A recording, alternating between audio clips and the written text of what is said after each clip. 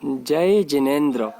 मैं रोहित जैन आप सभी का पुनः हार्दिक स्वागत अभिनंदन वंदन करता हूँ। आज छेड़ाला की प्रथम कक्षा में हम क्या समझेंगे।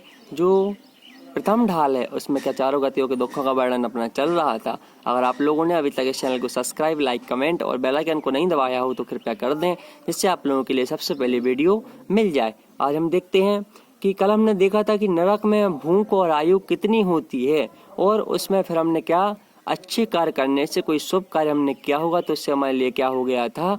और उस गति के बारे में हम समझते समझते कहाँ मनुष्य गति में आ गए थे। अब मनुष्य गति में कैसे दुख होते हैं, कैसे हम दुख को प्राप्त करते हैं, उसके लिए आज हम समझेंगे। चलिए तो आप सभी लोग किताब निकाल लें और छंद क्रमांक 13 को निकाल लें। मनुष्य गति में गर्भ निवास और प्रवर्ष जन्य दुख कैसे होते हैं छंद के माध्यम से हम समझेंगे। चलिए हाथ जोड़ लें।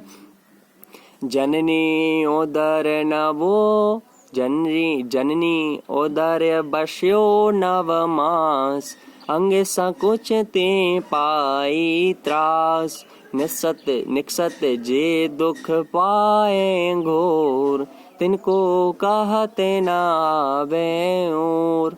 हमने यहाँ पे देखा कि मनुष्य गति में अब दुख कैसे होते हैं।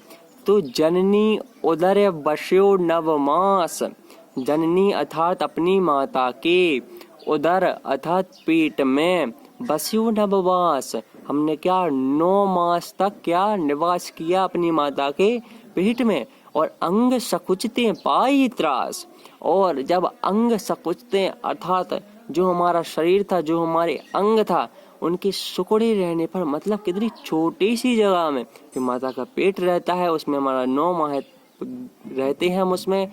और जब माता बैठती हैं, खड़ी होती हैं या सोती हैं तो क्या हमारा शरीर सुकड़ जाता है।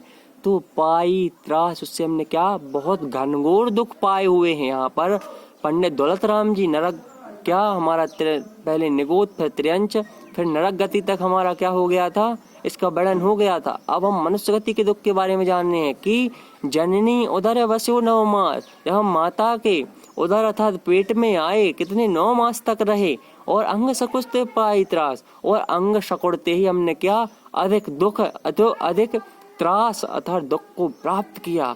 और निकसत जे दुख पाए घोर, और जब हमारा जन्म होता है, जब हम निकलते हैं, संसार में आते हैं, तो कितने घनघोर दुख हमारे लिए होते हैं। तो वो हम तो अभी तो हम बड़े हो गए हैं तो क्या अभी हमारे लिए पता नहीं, लेकिन उस समय हमारे मन से पूछा जाए या अपनी माता से पूछा जाए, उनके लिए कितने दुख सहन करने पड़ते हैं और हमारे लिए कितने दुख होते हैं। यह तिनको कहते न आवे और, उनको कह नहीं सकते, उनका कितना भी बखान करें हम कभी भी पूरा नहीं कर सकते, क्योंकि इतने भयानक दुख उन माता के पेट में जब आने से होते हैं 9 मास तक रहने तक। और जब निकलते समय जो हमारे लिए दुख की प्रतीति होती है, उसके लिए हम क्या नहीं कर सकते, उसका अनुभव नहीं कर सकते, क्योंकि वह बहुत ही भयानक दुख होते हैं, हमारे लिए बहुत कष्ट सहना पड़ता है। आइए इस प्रकार से हमने समझा। अब हम देखते हैं अर्थ कि यह जीव मनुष्य गति में माता के गर्भ में 9 माह तक रहता है, जहाँ शरीर के सुकड़े रहने से बहुत कष्ट पाता है। माता के गर्भ से बाहर निकलते समय जो अपार कष्ट यह जीव पाता है, वह कहना संभव नहीं है, अर्थात हम उसको नहीं कह सकते हैं। फिर से देख लें एक बार कि जननी उदर बस्यो नवमास, जननी अर्थात स्वयं की माता, अर्थात हमारी माता की जब उदर अर्थात पेट में, बस्यो नवमास निवास करने 9 माह तक, जब हम अपनी माता के पेट में 9 माह तक रहते हैं। अंग सकुचते पाई त्रास, अर्थात अंग सकुचते, जब माता के अंग सकुचे मतलब बैठी, उठी, लेटी, तो हमें भी क्या घनघोर दुख हुए, उसमें हमारे सुकड़ गए, अर्थात हम सुकड़ गए तो क्या ऐसे हो गए और हमें बहुत दुख हुआ।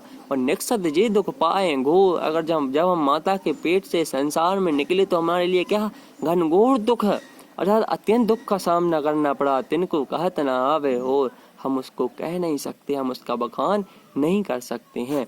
अब आगे देखते हैं बाल अवस्था, जवानी और बुढ़ापे के दुख क्या होते हैं मनुष्य गति में, उसके लिए हम देखते हैं। 14वां छंद देखें। बालपने में ज्ञान न लहो, तरुण समय तरुणी रत रहो, अर्ध में तक समय बूढ़ापनो, कैसे रूप लखे आपनो। अर्थात बाल अवस्था, जवानी और बुढ़ापे के दुख यहाँ पर बताए जा रहे हैं कि बालपने में ज्ञान न लयो। अर्थात जब हम बाल्यावस्था में थे, एग्जाम्पल में मैं अभी बाल्यावस्था में हूँ, तो क्या हमने अभी तक ज्ञान नहीं लिया। जब हम छोटे थे हमने उस समय पाठशाला, मंदिर आदि जाना नहीं चाहा, हम नहीं गए कहीं पर, और हमारे लिए कुछ भी इस संसार का ज्ञान नहीं हो पाया।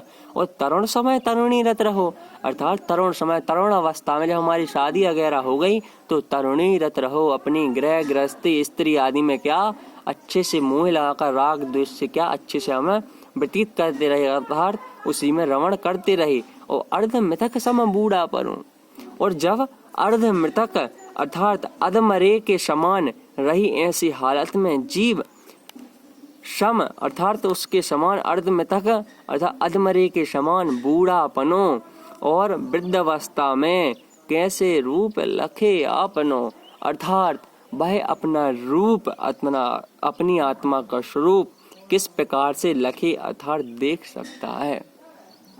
यहाँ पर कहने का यह तात्पर्य है कि बाल अवस्था में हमने कुछ भी ज्ञान नहीं लिया, हमने कुछ भी नहीं सीखा, और जब तरुण अवस्था में रहे तो अपनी स्त्री, गृहस्थी, मकान, जायदाद, घोड़ा हाथी अपने पैसों के चक्कर में अच्छे से रमण करती रही। और जब अधमरे हो गए तो फिर हमने किया, अधमरे हो गए। अधमरे में ना फिर तो हम पे धर्म होता है, ना हम पे कुछ होता है, ना हम उठ पाते हैं, ना कुछ कर सकते हैं। फिर खुद सोचते हैं कि हमने संसार में क्या किया। हमने संसार में कुछ नहीं किया, हम केवल घूमते आ रहे हैं।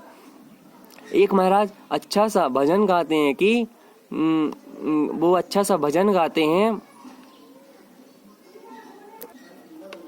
वह कहते हैं कि भजन करो मस्त जवानी में, बुढ़ापा किसने देखा है, आँख से अंधे हो जाओगे, दरस तुम कर नहीं पाओगे, आँख से अंधे हो जाओगे, दरस तुम कर नहीं पाओगे, भजन करो मस्त जवानी में, बुढ़ापा किसने देखा है। इस प्रकार से उन्होंने बहुत अच्छा भजन गाया है। तो हम क्या करें, उसके लिए अच्छे से करें, हम अगर हमारे लिए धर्म करना ही है तो यह सोचकर नहीं चलें कि अभी हमारी बहुत आयु है, हम करते जाएंगे, बुढ़ापा आ जाने दो, उसमें अच्छे से मंदिर जाएंगे, क्या मालूम हम चल नहीं पाए, हमारी किडनी खराब हो जाए, हमारे पैर टूट जाए, कुछ भी हो सकता है, क्योंकि हमारे लिए एक सेकंड के बाद क्या होने वाला है उसका पता नहीं है। तो हम बुढ़ापे की सोच रख कर चलते हैं। अरे धर्म करना है तो हम करें, इसी भाव में, जिस अवस्था में उसी अवस्था में अभी इसी धर्म करने लगे। क्योंकि हम देखते हैं कि जब हम अगर कोई गलत कार्य करके घर पे आते हैं तो उसका फल या तो हमारे लिए 5 मिनट बाद भी मिल जाता है कि हमारे साथ वही गलत हो जाता है, या फिर वह अगले जन्म में तो मिलता ही मिलता है। क्योंकि कर्म एक बार अगर बन जाए तो वह बन ही जाता है। हाँ, वह कम हो सकता है लेकिन वह बनेगा जरूर, उसका फल हमारे लिए जरूर मिलेगा।